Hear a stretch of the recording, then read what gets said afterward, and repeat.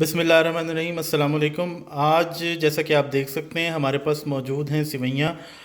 सिवैयाँ बहुत सारे घरों में बनती हैं, हर घर में बनती हैं। हमारे पास जो रेसिपी है वो थोड़ी सी डिफरेंट है। इसे सिवैयाँ बाइट्स कह लें, वर्मिसेली बाइट्स कह लें। तो बेसिकली ये सिवैयों की एक आप कह लें कि हम जो बनाएंगे वो बाइट फॉर्म में सर्व की जाएंगी।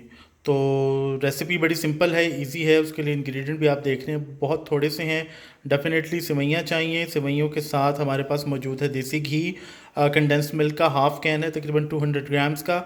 और यानी जो हम 150 ग्राम या 140 ग्राम इस पैक के ऊपर लिखा हुआ है। तो तकरीबन 150 ग्राम 140 ग्राम सेवइयाँ हैं, और उसके साथ 200 ग्राम का आपको कंडेंस मिल्क चाहिए। देसी घी जो है वो 3 या 4 table spoon as per requirement जो है वो जाएगा। बादाम पिस्ते हैं और 4-5 इलायचियों के दाने निकाल के रखे हुए हैं। तो स्टार्ट करेंगे, जिसके लिए सबसे पहले हम डालेंगे अपने पैन के अंदर घी।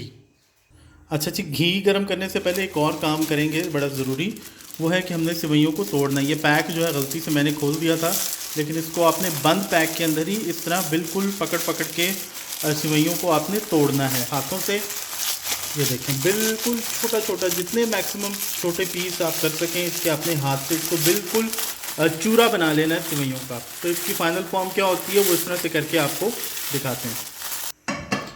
ये देखें जी, हाथ से जितना इसको मैक्सिमम हम चूरा कर सकते थे सेवइयों का वो कर लिया है। और ये इसकी शक्ल है फाइनल। आप देख सकते हैं कि ये इस तरह की हैं। इसको आपने पीसना नहीं है, लेकिन हाथ से जितना भी मैक्सिमम आप इसको चूरा कर सकते हैं वो आप कर लेंगे। और उसके बाद ये कोशिश करनी है आपने कि सबसे जो बारीक अवेलेबल सेवइयाँ हैं बाज़ार में वो आप लें। तो अब चलते हैं नेक्स्ट स्टेप की तरफ। ये देखें जी, घी हमारा गर्म हो गया है। 2 से 3 टेबल स्पून देसी घी लिया हमने। ऑयल मत लीजिएगा। ये इसमें चले गए इलायची के दाने, और इसके साथ ही इसमें जाएंगी सेमियाँ।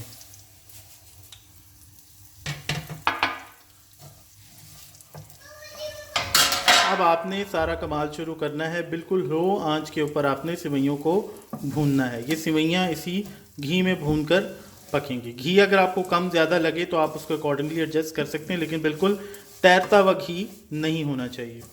तो इसको भूनने में बिल्कुल स्लो आंच पे सब्र से, तहम्मुल से आपने इसको भूनना है। 7-8 मिनट जो हैं वो कम से कम आपको लगेंगे, बिल्कुल स्लो आंच पे इसको भूनने में। 5 मिनट तकरीबन भूनने के बाद ये देखें ये शक्ल है। और अभी हम इसमें डाल रहे हैं बादाम, ताकि वो भी थोड़े से रोस्टेड हो जाएं ऑयल के साथ, देसी घी के साथ, सेवइयों के साथ। तो उनका फ्लेवर ज़्यादा अच्छा आ जाएगा। अब इसको बस 1-आध मिनट और लगेगा, उसके बाद आपको नेक्स्ट स्टेप दिखाते हैं। ये देखें जी, बादाम भुन गए हैं। और अब ये जो नेक्स्ट स्टेप है जो बड़ा क्रूशल है वो डालने लगे हैं हम इसके अंदर कंडेंस्ड मिल्क। ये आपने डाल के हल्की आंच पे ही इसको मिक्स कर लेना है जल्दी जल्दी, क्योंकि फौरी तौर पे मज़ीद कंडेंस होना शुरू हो जाएगा, सूखना शुरू हो जाएगा, और फिर बेकाबू हो जाएगी सेवइयाँ आपके हाथ से। तो आपने इसको जल्दी जल्दी मिक्स करना है।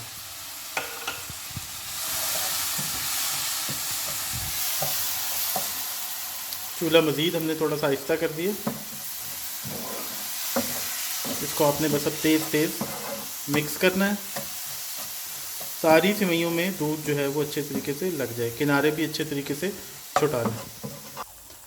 ये देखें, जब किनारों से हम स्पैचुला से छुड़ा रहे हैं, वैसे लग चिपकी नहीं क्योंकि पैन नॉन स्टिक है। तो आपने बस अब इसको इकट्ठा करते जाना है। ये थोड़ी देर में खुद ही किनारे वगैरह जो है वो छोड़ देंगी। सॉस पैन से ही हम इसको कटर की मदद से काटेंगे, वो आपको फिर नेक्स्ट स्टेप दिखाते हैं। सॉस पैन कह रहा हूँ, सॉरी, फ्राइंग पैन से।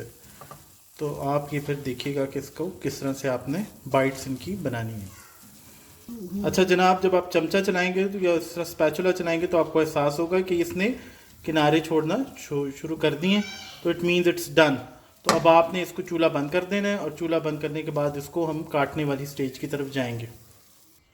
अच्छा जी, अब देखें, इसको स्पैचुला से ही हमने पैन के अंदर इकट्ठा कर दिया है। इसकी एक थिक सा एक केक सा बना दिया है। इसको अब हम कटर से काटेंगे। आपके पास कटर अवेलेबल हो, ये मेरी बेटी ने आइडिया दिया है कि इसको कटर से काटें ज़रा, ताकि रिफाइंड सी इसकी शक्ल आए। अदरवाइज़ हम एक बड़े स्पून के साथ ही इसकी बाइट्स बना लेते हैं, तो थोड़ी सी रफ़ होती हैं।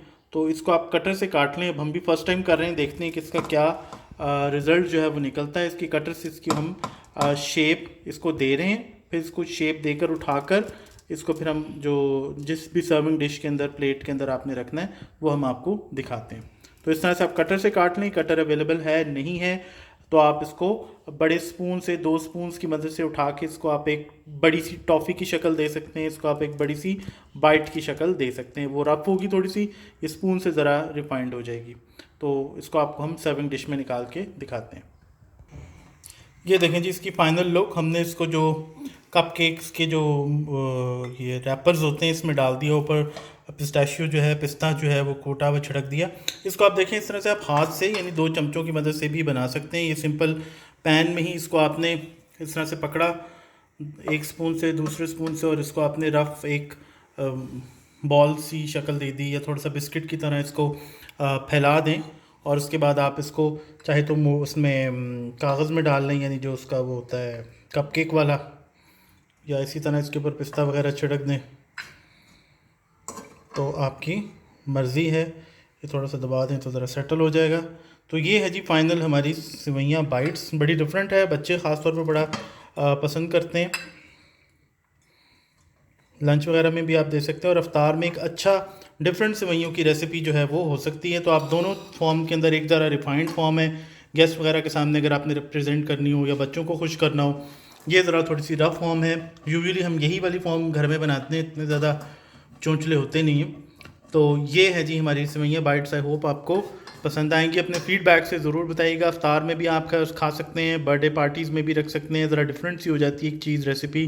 किसी आम डिनर, दावत वगैरह में भी आप इसको सेवइयाँ तो मतलब शायद ना आम लोग पेश करते हो किसी खाने के अंदर, दावत के अंदर, लेकिन अगर आप इस तरह से बना के दिखाएंगे तो बड़ी एक रिफाइंड और एक नफीस सी चीज़ इसकी बनती है। तो प्लीज़ अपने फीडबैक से हमें ज़रूर आगाह कीजिएगा। थैंक यू एंड अल्लाह हाफ़िज़।